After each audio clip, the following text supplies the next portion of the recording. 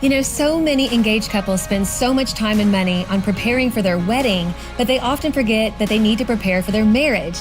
Well, we have got a great new resource for you, and it's called Preparing for I Do. That's right. This video course is going to have so much information to help spark meaningful conversations for your future marriage and to help you set a solid foundation for your life together. The videos aren't all that are part of the course. There's also a powerful assessment tool designed by Jimmy Evans, which is going to lead you through some of the most important conversations you've ever had as a couple. To access all this and much more, check out the site premarriage.com. Hello and welcome back to the Naked Marriage Podcast. We are Dave and Ashley Willis, and on this podcast, we address the truth about sex, intimacy, and lifelong love. And we just want to say Happy Thanksgiving Week. Woohoo! We're so excited. Thanksgiving's literally one of our favorite holidays. It is my favorite holiday. You got gluttony, you got football, you've got dessert, family. I mean, what's not to love? There's really, and you don't have to the stress of exchanging gifts. You know, it's less expensive. True. It's the fall. The fall just feels right. It's a great holiday. So you might be listening to this though, like any time of year. This is what we're going to talk about today. Isn't Thanksgiving specific? Even the gratitude's one aspect of it. We're going to talk about what continuous improvement looks like in your marriage more specifically. So we're wishing you a happy Thanksgiving. But if you happen to be listening to this later, don't tune out because you think that it's a seasonal episode. This is an evergreen topic we're going to discuss today. That's right. And before we dive in, I want to share one of our latest reviews with you. It is from T Young 3, and it's entitled, I Needed This Encouragement. And this person gave us 5 stars. Thank you. Well, thank you. Says, I'm so happy I found y'all. My husband and I have been married 10 years. My husband is struggling with depression. Thank you all so much for always encouraging me to have patience and empathy for him. I look forward to listening and getting encouragement every time I start my truck. That is so sweet, T. Young. Thank you so much for writing that review. And you know, we just hope and pray your husband is improving when it comes to his depression. We know how hard that is, and thank you for being there by his side. We hope that this podcast continues to be an encouragement to both of you. All right, well, let's dive into today's episode. All right, I'm excited to talk about today's topic because I think it's something that doesn't get talked about enough, and that is being thankful for your marriage, but also not settling for how things are. Right. And this is in good times and in hard times, you know. I think it's always good to have a spirit of gratitude, to always just be thinking about what we're thankful about when it comes to our spouse and marriage, but we can never get to the point where we feel like there's no more work to be done because none of us ever arrives in marriage. There's always room for improvement. There's always something that God is wanting to teach us. Yeah, that's so well said. And I love the timing of when we're doing this. Like this right now, if you're listening to it, you know, live or when it's close to new, we're in the week of Thanksgiving right now. It's a season of gratitude. But this isn't just a Thanksgiving message. Like this applies year round, that we need to be full of gratitude in our marriage, first and foremost. Thankful for our spouse, thankful for all the good things in our life. The Bible has so much to say about the power and even the command of being thankful and having an attitude of gratitude. But like Ashley said, thankfulness is not complacency. Mm-hmm. You know, just because we're thankful for everything in our life, including our marriage, it doesn't mean we ever become complacent, that we're always striving for all that God has called us to. We're always striving for improvement.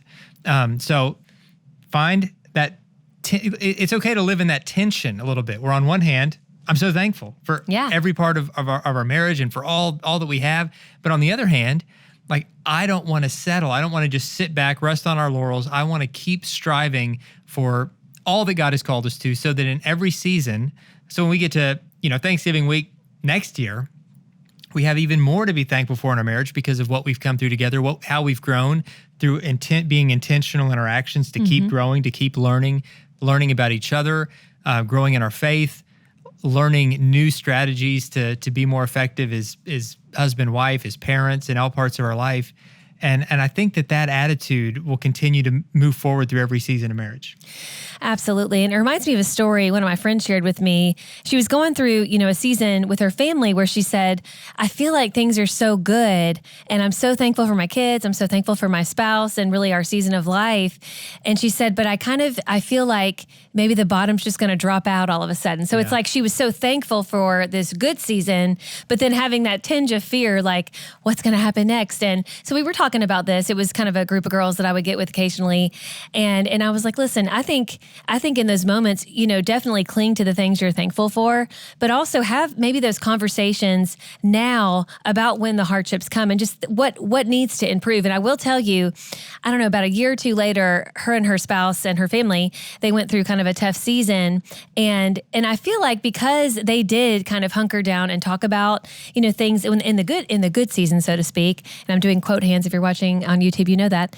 And, so there's those good seasons, but talking about kind of hard things that they needed to really kind of work through and talk about when they weren't in the midst of that, it really helped them when they were in the midst of that hard season because they had already talked through that and really tried to grow through that. And one example of that would be financial. They were going through a great season of finances where everything was very plentiful and they were doing really well financially. But then, a couple of years later, they kind of came on some hard times and they had to work through that. But because they had really still talked about finances and not just just sat on their laurels and were like, oh, everything's good, it's just going to stay this way. Because they really did the hard work of talking through those hard subject matters, they were better able to handle the hard times. And she was telling me recently, she's like, things have been kind of hard. We've had a lot of transition in our family. We have some of our kids going off to college. And then, especially with COVID hitting, it's been really hard on our businesses, but we're actually doing really well, is what she told me. And she's told me that actually several times when I've seen her.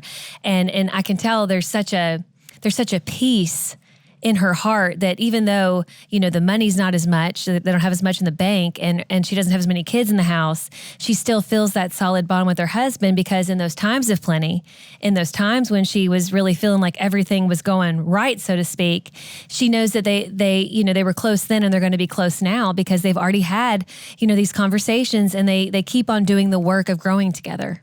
Yeah. And it's continue to do the work. When we say continue to strive for more, we don't mean in just a materialistic kind of way. No. Well, if we don't have more money next year than we have this year, then we failed somehow. Because, that's all temporary. Money, it's okay to have financial goals, but money is not the part of life that really matters. And the parts of life that really matter are the parts that they're priceless. Yeah, they're priceless. You can't possibly put a price tag on it. And so your marriage can actually get a lot stronger, even if your financial situation is getting weaker.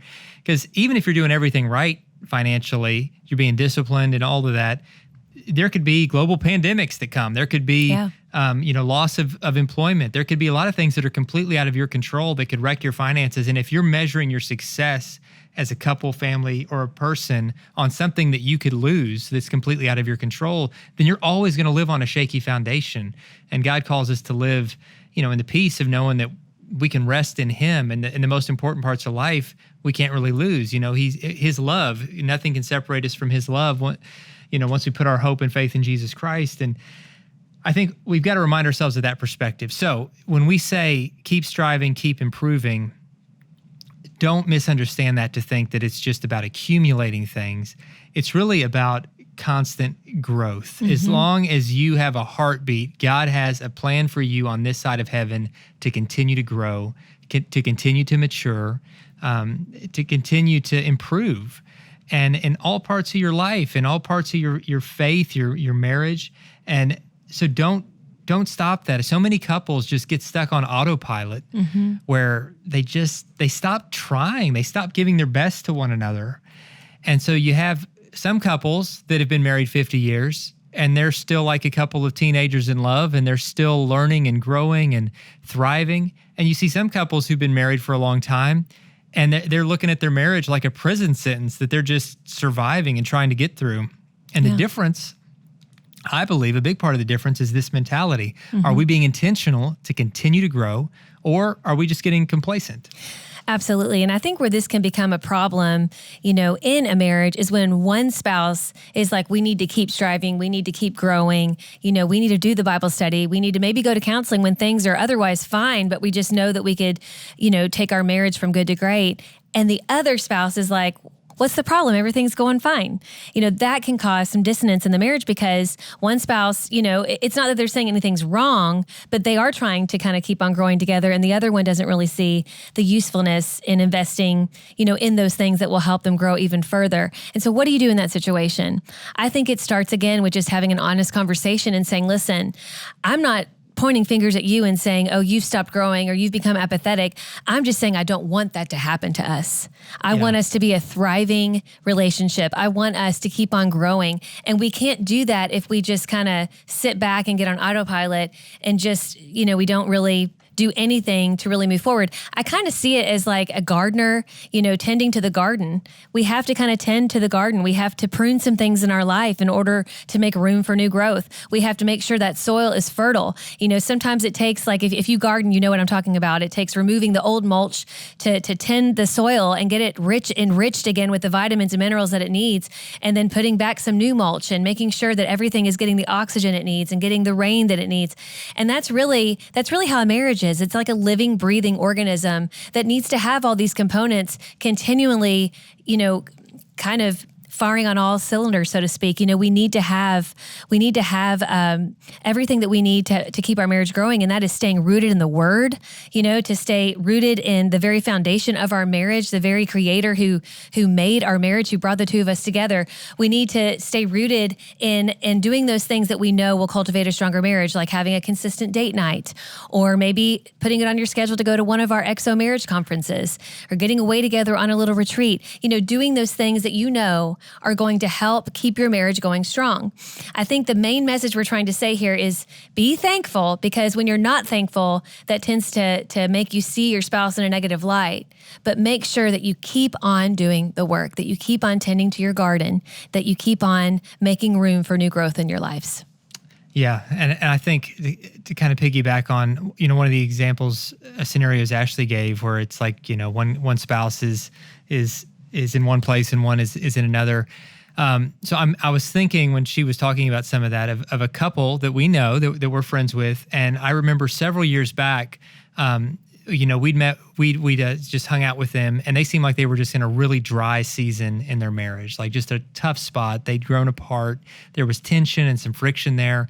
And to rewind the clock even further, the focus for previous years had been largely on the husband's career. I think they kind of had this mindset that if we just make the focus right now in this busy season on his career, then we're going to get to a place where we'll have financial security, and then that financial security will alleviate the financial stress we're feeling right now. Right. And with that financial security, that then our marriage and family will thrive because we'll have everything we need.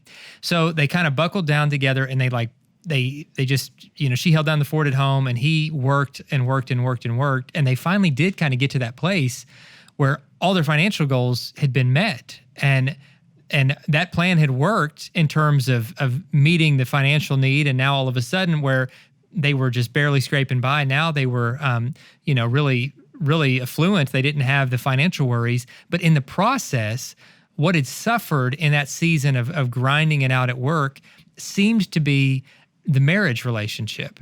They'd put it on hold with just the assumption that we still love each other. We're committed to each other. We're fine. This is just something we have to do. But the toll that it had taken seemed to be, more than they had anticipated.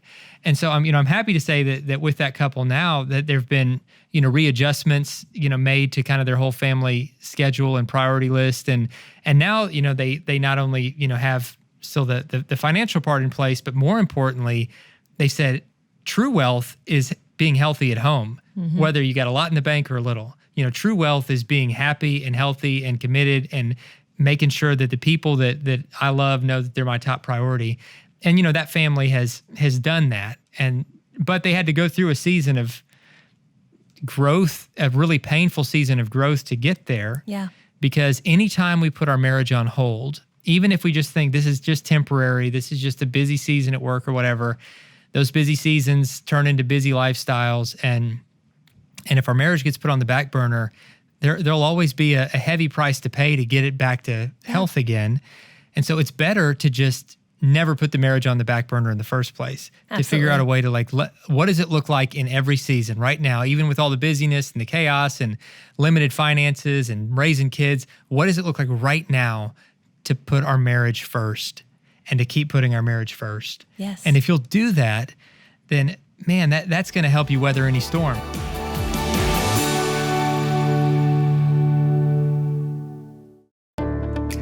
If you've listened to our Naked Marriage podcast for any length of time, you know that we are huge fans of Christian counseling, and we have both benefited from individual Christian counseling throughout our entire marriage. And we know that it can benefit you as well. You know, we talk a lot about marriage counseling, but there's something about finding inner healing as an individual, and it will really help your marriage in the long run. And so we have an amazing resource to share with you.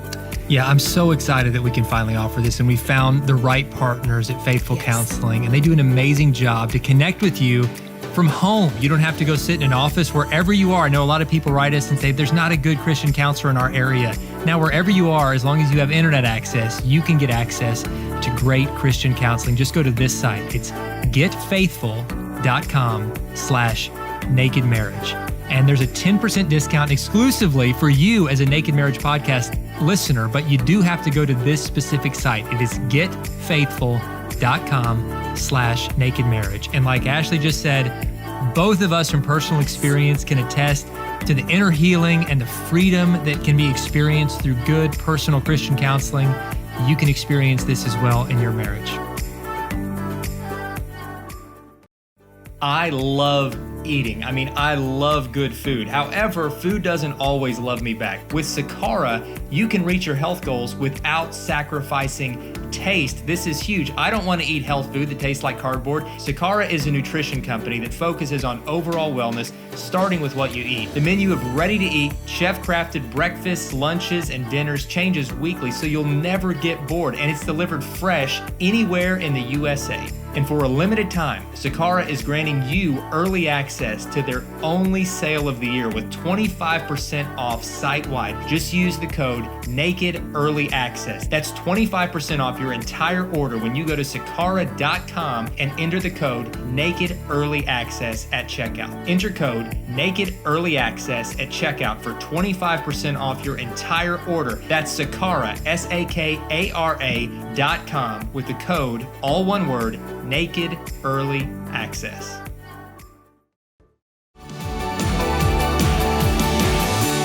Because what happens when we do put it on the back burner is sometimes our hearts are prone to wander. You know, it's just human nature, especially like in that example that Dave used. You know, we've seen this work out. Thankfully, that couple is doing well, but we've seen other couples go through a very similar dynamic where they were like, let's buckle down. We're putting all of our time, our resources, our energy into just making as much money as possible. And what happens is that spouse that's spending so much time at work and never any time at home ends up, you know, their eyes turn to somebody else at work. And before you know it, they're involved in an extramarital affair, and they end up busting up their family and breaking their spouse's heart. And they never saw that coming. They never set out for that. That wasn't the intention, but it happens. And so we need to make sure that we're not going on autopilot, that we're not just expecting the marriage to somehow be amazing and to keep on growing. We have to keep on working towards that growth and making room for new growth. And again, I know I mentioned pruning, but we can prune things out of our life as well. And God really gives us that duty in many ways, like when it comes to our schedule, making time for each other, when it comes to our budget, making sure that we invest in ourselves as a married couple. You know, so many times we hear couples will be sitting, you know, across the room from them, and they come to us because they're in marital crisis, and they haven't taken a vacation together in like 2 decades. And, you know, at first they'll tell us that almost like it's a prideful thing, like they're proud of that. And all I see before me is a couple who is haggard and worn out. And I think to myself, what if you had taken that little bit of money in your budget and just had a little bit of time together? I know it can't always happen. We certainly understand that. You have to really be creative with that time. Lean seasons, but very lean seasons. But even in those really lean seasons, you know, we said we're going to be rich in love. Like yes. we're going to be rich in our marriage bank by spending time together and by investing in your most valuable resource is your time. And if you invest, wherever you invest your time is going to grow. And we chose, even in those lean seasons where we had financial stress, to say we're going to invest in each other and in our faith and in our family, and God just blesses that investment. He always does. Yes. And I'm so thankful. I mean, for all the things we've done wrong and all the stupid things we've done over the years, that is one thing I'm so thankful that we did, because it really helped sustain us through a lot of what could have been really hard times that could have been a lot harder if we weren't solid. Absolutely. And I will say this, for those who are parents watching this and listening to this, you need it more than ever. Oh, yeah. But it is the hardest time more than ever to find this time. And I get it. It takes moving heaven and earth. It takes, scrounging up money to go to that little retreat that you want to go to that isn't even really that much money in the grand scheme of things. But in this season, because you've got children and busy lives and all these bills mounting up, it seems like impossible. I just want to encourage you and say, it may seem impossible, but pray about it and just be creative. God gave you smart minds. And, our pastor, Marty Baker, always says, there's all kinds of stuff in your house that's worth something, and you can sell that and go on a vacation, and it would be way worth more than that rug you have or whatever. But like whatever you need to do, and that may seem extreme to some of you, but it's worth it. I mean, I can tell you, our oldest is 15 years old, and there's been times where it was so lean, and even time was lean, money and time. And we would find a way to get away for a night or two. Yeah. And it didn't have to be anything amazing. Like it could be just going an hour away. Going on a walk. Going on a walk. I mean, right. Just go get some ice cream. I mean, just get out together. Yes. Even if you have to do a date night in. And just be creative. Be creative and say, we're going to prioritize each other.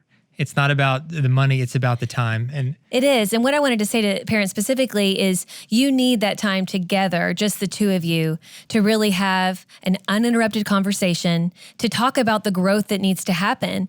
And, and kids are such an important part of your family. Absolutely. But they are eventually going to grow up and hopefully flee the nest. And so you need to talk about what life's going to look like later and really plan for the future and dream about the future. And it's really hard to do that when you have toddlers crawling all over you and you have kids asking, what's for dinner or whatever. It's just really hard to form a thought, cohesive thought to talk about these things. And so we just encourage you, whatever it's going to look like in whatever season of your marriage, be creative about spending time together and investing in your marriage. Man, great advice. Well, that leads us in to the Q&A time of the podcast. Yes. Thank you for those who write in questions. You can submit questions to possibly be read on the podcast. You can submit those at nakedmarriagepodcast.com. Today's question says, my husband and I are a blended family. He has a biological son whose mother hasn't been in his life since he was 6 months old. When we get into a fight about how to discipline him, my husband says he will take care of it because it's his son, not my son. I came into his life and stepped up to the plate in all areas, so this destroys my heart. I try to follow God's plan for raising children, but my husband doesn't feel like the Bible is a manual for raising kids. What can I do to get past this? That's a tough situation, tough. And we just want to acknowledge that it's complicated on all sides.